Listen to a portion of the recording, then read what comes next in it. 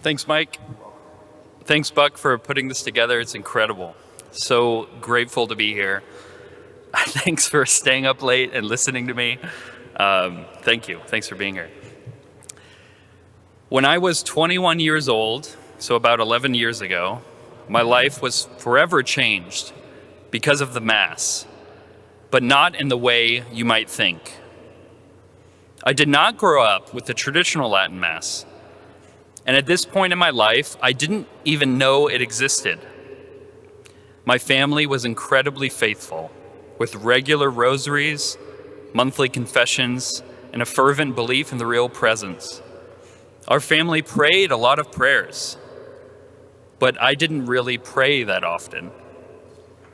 What I mean is I didn't seek to have a regular conversation with Jesus, to meditate on his word and ask him how he wants me to live my life. So I arrived at this beautiful retreat center in Wisconsin, hundreds of miles from home, to be trained to give Catholic retreats to young people across the country. Just to make you uncomfortable, I should mention that it was a charismatic community. It was this retreat that taught me how to have a regular prayer life. And it was these daily meditations that grew in me a love for Jesus and taught me to hear his voice. Every morning began with Mass, and I'm sure you can picture exactly what that Mass looked like. I arrived early to this beige room and sat in a folding chair, the guitarist tuning his guitar for the song. In that moment, in the silence, I prayed something from the heart, something like Psalm 27. Hear, O Lord, when I cry aloud. Be gracious to me and answer me. Thou hast said, seek ye my face. My heart says to thee, thy face, Lord, do I seek. Hide not thy face from me. In the midst of the guitars, the noise, in this multi-purpose room, in front of a chatty priest, I suddenly recognized who the Eucharist was. It is the King of Kings, and I realized that when I receive him, I will be touching Almighty God. How many times had I received him with yawns and offended this greatest act of love with indifference? But this time, I recognized who he was and I trembled. I received him. I touched God. And all my desires for a million lesser things were silenced.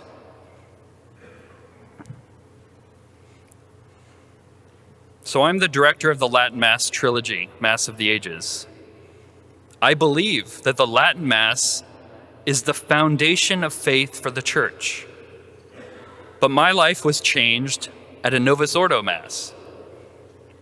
The Latin Mass is the foundation to the household of faith. Like we heard from the Council of Ephesus, that the Lex Orandi establishes the Lex Credendi. But it's not the whole building. I do believe that if the Church universally adopted the Latin Mass in all its parishes, the Church would not only survive, but it would also evangelize the world and produce saints like no other time in history. The liturgy matters in the life of faith, just as the soil matters in the life of a plant. But in addition to good soil, faith needs the bright sun of orthodox teaching and the frequent watering of devotion. Because in the end, the judge will not ask us which Mass we attended. He will ask us how much we loved him.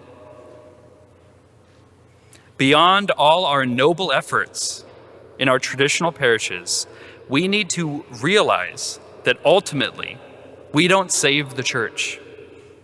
The Church saves us. I think back to that guitar Mass.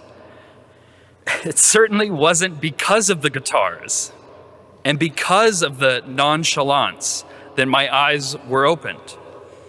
It was despite that worldliness that the Eucharistic King came through and revealed himself to me. Yes, the guitar mass wasn't the proper setting for the mystery taking place, like meeting a king at the DMV.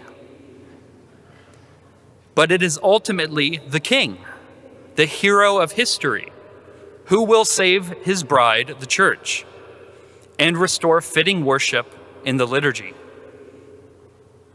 So what are we to do? Are we to just roll over, move on, stop caring? 167 years before Christ, Emperor Antiochus took control of the Jewish temple and seized its sacred vessels for himself. He established a military post at the entrance to the temple, thus controlling its worship. All the Jews must either submit to pagan worship or be killed. So many adopted paganism out of fear. The rest were driven into the wilderness, and what were they to do? Could they leave? Their situation feels all too familiar. The conquest against the liturgy, the oppression of the empire. Why not leave to find a less contentious land? Build a new temple in a new place to have their worship uncontested. They could even follow the same liturgical traditions as in the temple. No, it's obvious they could not leave. They knew they could not leave the land prepared for them by God, for then their worship would no longer be true. So the Maccabees led a campaign to retake the holy city. It was through the courageous suffering of the faithful Jews that future generations were able to enjoy the freedom to worship God in the Promised Land. But only a few of them were military generals. Most of them, faithful, ordinary Jews, like the woman and her 7 sons who all faced their martyrdom one by one. Faithful families. This is what continues to keep the faith alive. 300 years after Christ, the true faith was under assault from the inside. The Arian heresy was so pervasive that it's estimated that the majority of bishops throughout the world had succumbed to it. And St. Jerome famously said that the whole world groaned and was astonished to find itself Arian. But faithful Catholic families, certainly not the ones making ecclesial decisions, attended Mass, taught their children to pray, and handed on the authentic Catholic faith they had been taught by their parents. Yes, we need those like St. Athanasius, who stood up against the hierarchy at great personal cost, but the faith wouldn't have survived without authentic Catholic teaching from faithful families. The sense of the faith preserved the church. So today, we can easily find ourselves frustrated because we see this precious thing, the Latin Mass, being taken away from us. We don't know what to do, so we spend our energies frantically in useless ways, theorizing, worrying, complaining. But do you know who the greatest complainer is? St. Miriam of Bethlehem said, "The devil is the greatest complainer par excellence. He is eternally frustrated. He excels in deciding that nothing is going well."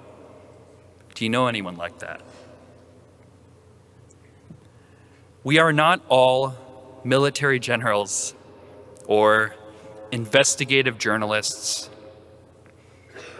Yet we love investigating the internet about Pope Francis, this, and Traditionis Custodes, that, to construct our dissertations on Facebook, to finally prove our modernist family members wrong. But is that making us more faithful? we can feel hopeless, like Giovanni, a choir boy living near the city of Rome in 1537. Shortly after the church was torn in half by Martin Luther, you can imagine the division between churches, often finding priests who have adopted Luther's ideology into their preaching and into the liturgy. Giovanni loved the Mass of the Ages, so he devoted himself to it, to prayer, and to practice. He became so talented that at age 18, he became a great organist at the cathedral. At age 25, he was training singers in the most prestigious choir in the world, the Sistine Choir. 4 years later, on Good Friday, everything was about to change. The Council of Trent was underway, and debates about sacred music were contentious. Polyphony had incorporated elements of secular music, trying to use the best of the world's music to enhance the setting of the Mass. In so doing, the actual words of the Kyrie, Gloria, Credo, and so forth were becoming obscured by the musical settings. People couldn't hear or pray the words being sung. So on that Good Friday, right in the middle, in the heart of the Council of Trent, Pope Marcellus required that polyphonic music in the Mass be changed so that the words could be more clearly understood. But Giovanni could not live with the idea that polyphony could be thrown out altogether. There must be a way to combine the beautiful soaring harmonies of polyphony with the rational prayerfulness of Gregorian chant. Giovanni Pierluigi de Palestrina set to work, and by the next year, he composed one of the most famous masses in history, called the Missa Papae Marcelli. You can imagine these bishops of the Council of Trent gathering for Mass, and before they enter the various boardrooms to lay out their arguments for and against polyphony, they attend this Mass composed by Palestrina, and they hear this music that unifies the beauty of polyphony with the rationality of chant. It might have been this Mass that saved polyphony. So what's the point of these stories? God gave Palestrina his gifts. God gave him his creative impulses. God guided his compositions. And God placed him at just the right moment in church history. God placed Judas, Jonathan, and Simon Maccabeus right where they were supposed to be, with their gifts to command and lead. Even when the church seemed to be lost to Arianism, it was God who inspired the true faith in their families in spite of the church's leadership. Any of these heroes could have given up. They could have spent themselves in 1,000 worthless ways, fighting for the faith through bickering, worrying, lobbying. But instead, they were faithful with their gifts, and importantly, where God has placed them. I remember feeling pretty good about myself when I was filming for Mass of the Ages in Lincoln, Nebraska. We were filming a high Mass. We had interviewed Dr. Peter Kwasniewski for 4 jam-packed hours and had just captured some beautiful shots of the Scola at Mass. Feeling very clever, I approached a young family in the back of church during Mass who were trying to keep their baby quiet. So usually you don't interrupt people at Mass to film them, but I had a great idea for a shot. I was going to ask them to stand in a particular spot in the center aisle so we could frame up just the right shot. I thought, this is going to be the trailer shot for episode 1. A young family at Mass, they have a baby, they're discovering the Mass of the Ages. This is a great idea. Well, the wife awkwardly accepts, but the husband was clearly annoyed that I was interrupting his worship to set up a shot. So, feeling dejected, we moved into the sacristy to get the right angle for the consecration that was coming up. That's when I heard from my cinematographer, Tom, that we lost all the footage from that morning. Check again. He switches media cards and checks. It's empty. He resets the camera and checks again. There's no footage. The hardware had failed. There we were, kneeling in the sacristy after hours of long work, filming the consecration, and I stepped outside of myself for a moment. I recognized myself in God's presence, and I thought about this responsibility to create Mass of the Ages, and I remembered, ultimately, whose project this was. God knows. He knows how much we love the Latin Mass. He knows its value far more than we do. Are God's plans thwarted by Traditionis Custodes? No. Higher than the heavens are his thoughts to our thoughts, and his ways to our ways. So there I was in the sacristy, feeling very stupid, but also humbled. So I imagined all the SD cards where we keep the footage, that all the SD cards with the lost footage were on the altar, just broken to bits. And because I was feeling rather depressed, the broken bits were also covered in blood, and it was my sacrifice. God, this is my sacrifice for you. This is your work.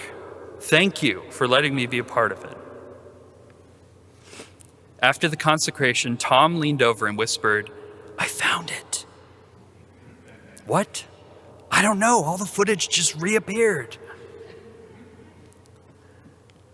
Why am I making Mass of the Ages? Yes, I want the Latin Mass to grow, but it has to be more than that. I want Jesus to be praised, adored, and loved in all the tabernacles of the world, in all the liturgies of the world, even to the end of time. If our churches are ransacked by modernism and we find ourselves in the wilderness with no Latin Mass in sight, we can still be faithful to the will of God, to our relationship with him. If everyone in the church embraces this modernism, it is the faith of our families that will keep the church alive. No matter what happens to the traditional Latin Mass here on earth, no matter the twists and turns we must take to climb this mountain, at the top, we will find an unshakable throne, surrounded by unceasing praise, the perfect worship of God in the heavenly Jerusalem.